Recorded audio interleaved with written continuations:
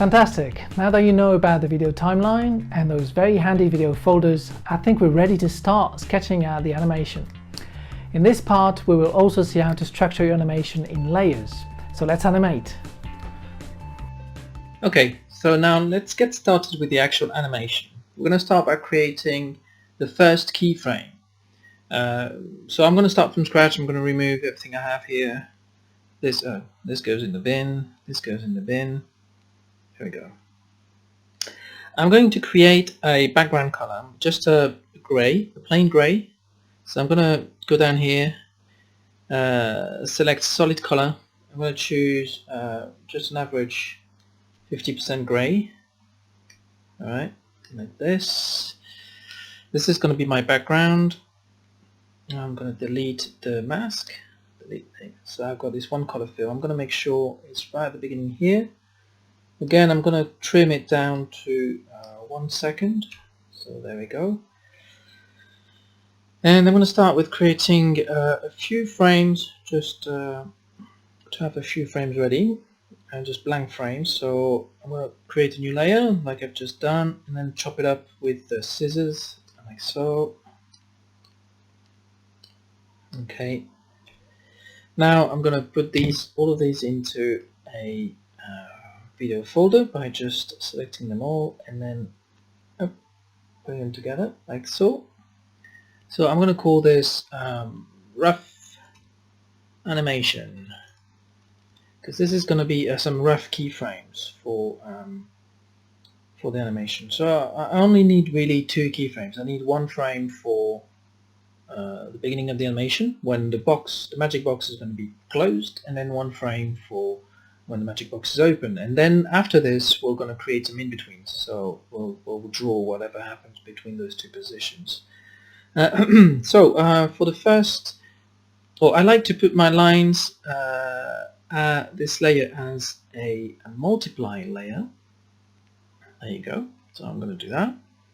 So let's draw that first keyframe.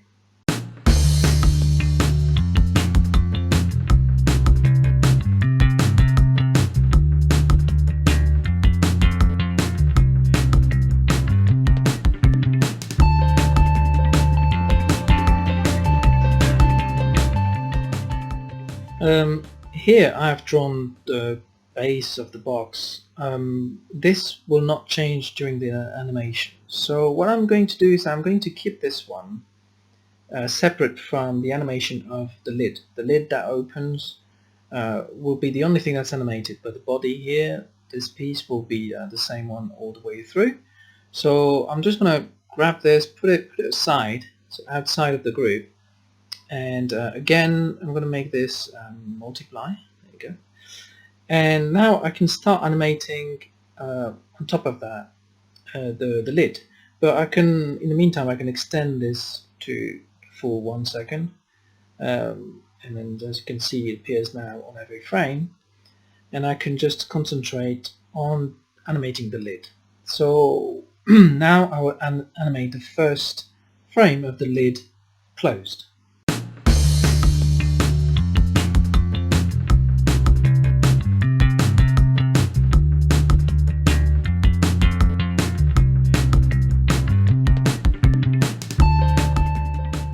Okay, time to create our second keyframe. Now I would like to see the first keyframe while I'm drawing the second keyframe, so I have a better idea of how to draw that second keyframe. So in this keyframe the lid is open.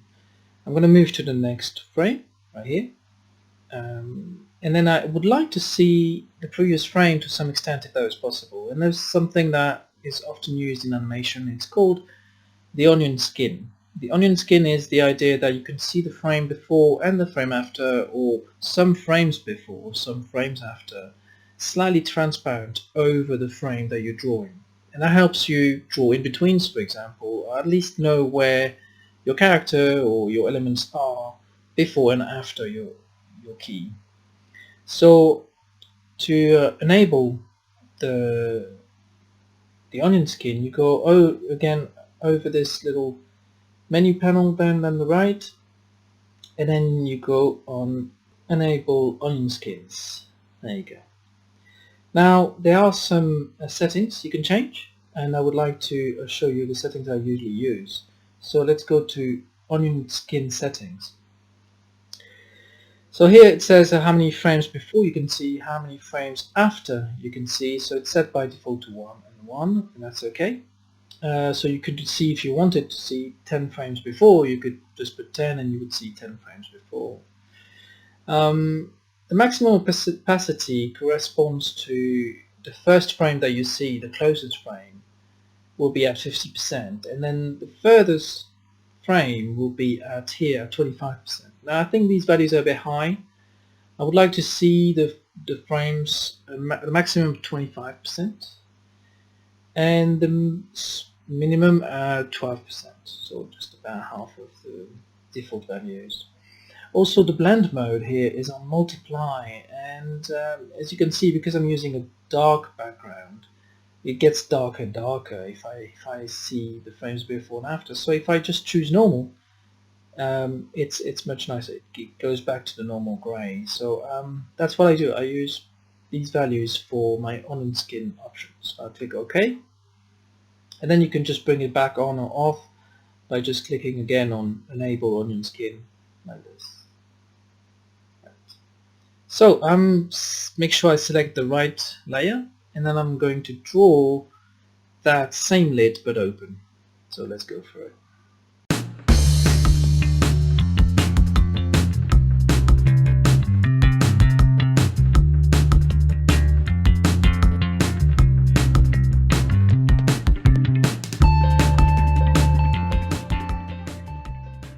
So here we go. I think I'm quite happy with this this frame. We're going to keep it at that for the moment, and next we're going to start doing some in-betweens.